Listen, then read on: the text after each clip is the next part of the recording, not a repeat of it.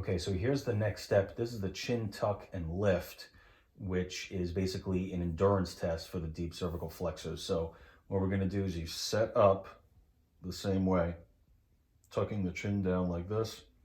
And now I'm gonna lift up. Now I'm on a little bit of a soft surface here, so it's not gonna be perfect, but you maintain this crease here. That's the most important part. You have to maintain that upper cervical flexion. So if I lift and I creep my chin out, then it's no good. If your patient can't do it without doing that, then they're just not ready to do it yet. So you got to try to find some other ways.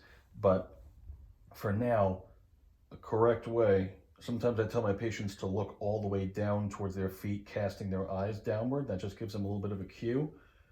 And they're just gonna peel their head off. You can see I'm shaking a little bit, but I'm keeping that chin tucked and I'm counting. A little trembling is okay. And now I'm starting to get tired. And I mentioned in the lecture too, I'm starting to feel muscle recruitment all the way up and down here, which probably means that my cervical flexors are getting tired, my sternocleidomastoid is turning on. So in that case, you want to ask your patients questions and make sure that they're not recruiting the sternocleidomastoid too much. You're not going to get 0% activation of that as soon as you lift the head up. But if the chin remains tucked and they're really only feeling the work somewhere kind of ambiguously in the anterior part of the neck here, then they're doing okay.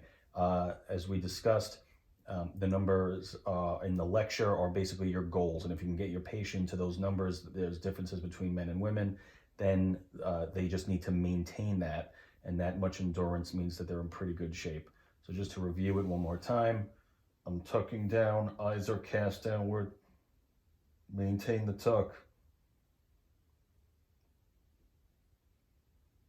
And that's essentially the movement.